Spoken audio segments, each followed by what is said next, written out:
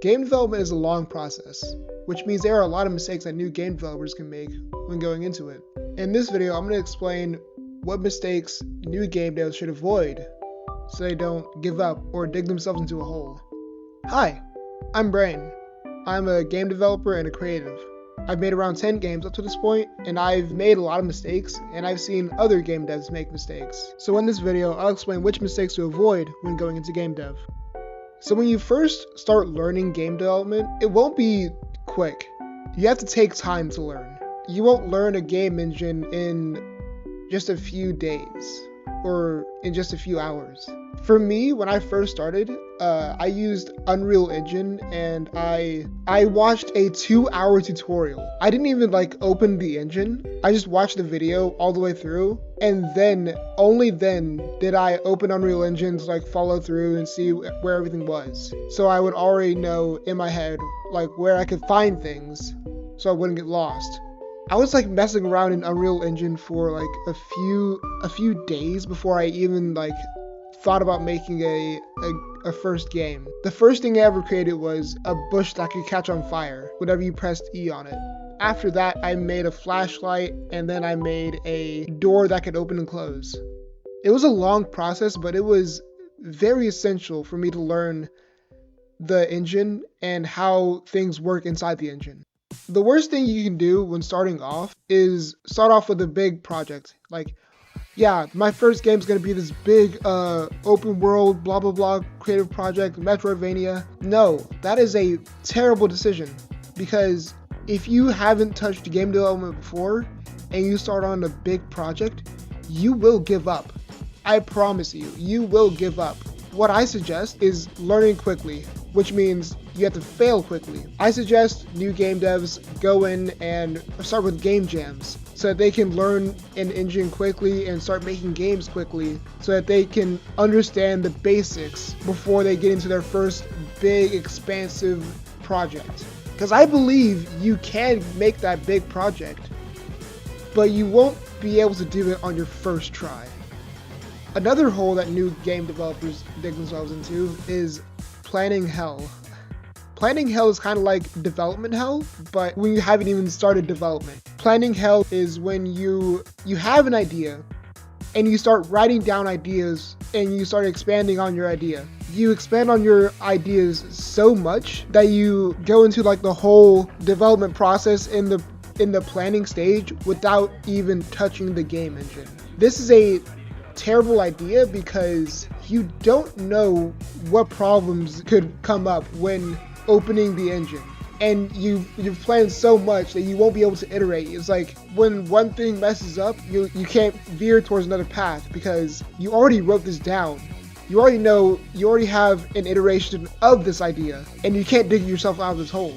Another thing I suggest, and that should be a given, your first game should not be a paid game. It should not be a game that's put up on Steam and people buy it to experience it. Your first game should be open to where people can give feedback on it without paying so much money for it. Because if you release your first game and it's not super good, you're just gonna get a lot of hate comments. I'm sorry, but you will get a lot of bad reviews because, of course, this is your first game, but getting people to pay for your game is not a way to first start out. It's not a way to practice. You've already made games or game jams, and now you want to move on to your next big project. What's the first step? Well, first you gotta make clear goals for yourself. If you don't set clear goals for yourself, your project could easily come into limbo, and you won't know where you should go next with your project. Clear goals also make the development process go by much quicker because you won't be in a point where you have all these systems down and you're what next? If you have a clear plan, you can have all these systems and you go back to your plan, you're okay, so that's done, this is next. Then after that, I do this. When you're making a big project, I would highly suggest, or even any project, like a game jam project as well, I would highly suggest you study game design.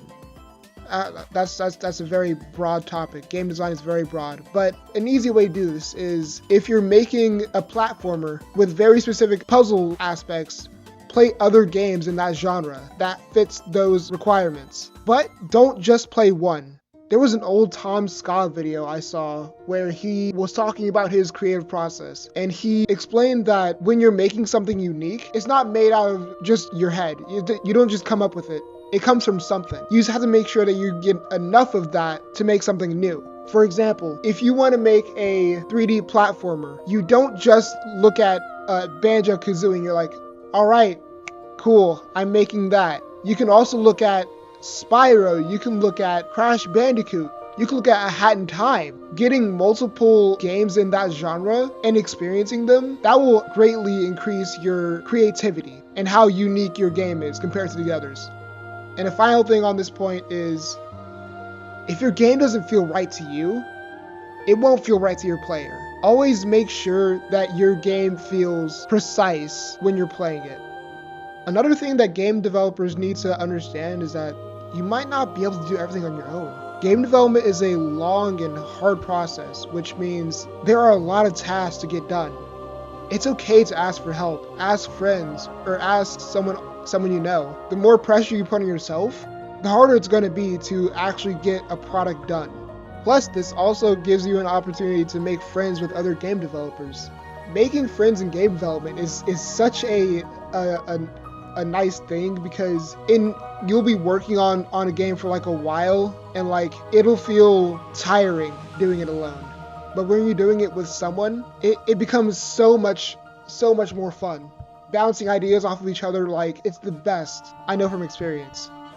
Another thing to do when you're making a new game, is have multiple playtesters. If you're the only person playtesting your game, it can result in a difficult game, or just a game that's hard to understand. Say you have a puzzle where there's this very specific solution, but if you're the only one playtesting this game and other players pick this up, they will have no idea what to do, because you've only been developing this game for yourself. And I say have multiple playtesters because having only one playtester, that playtester already knows the mechanics, they already know everything that's going to happen. So showing them the same thing over and over just makes them more used to the game, which isn't very useful for a playtester, because the playtester gives you an idea of how a newcomer sees this game.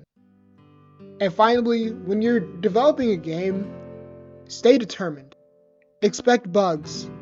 You can either fix those bugs or iterate on those bugs. Some games encounter bugs and they see a potential new mechanic. Look at the cherry power-up in Super Mario 3D World. That was originally a bug until it became a feature in the game. You have to decide which bugs you should take out and which bugs you should iterate on. And finally, have fun. If you're not having fun with your game, why would your players have fun? Game development is supposed to be fun. It's supposed to be a space where you get to make a game that you know you'll have a lot of fun with. And if you're not having fun with that, what's the point? That's all the points I have for this video. I hope it was useful. I hope this inspires you to go through the game dev journey in a better way if you were making some of these mistakes. And I hope you have fun. Alright, but that's about it. See ya.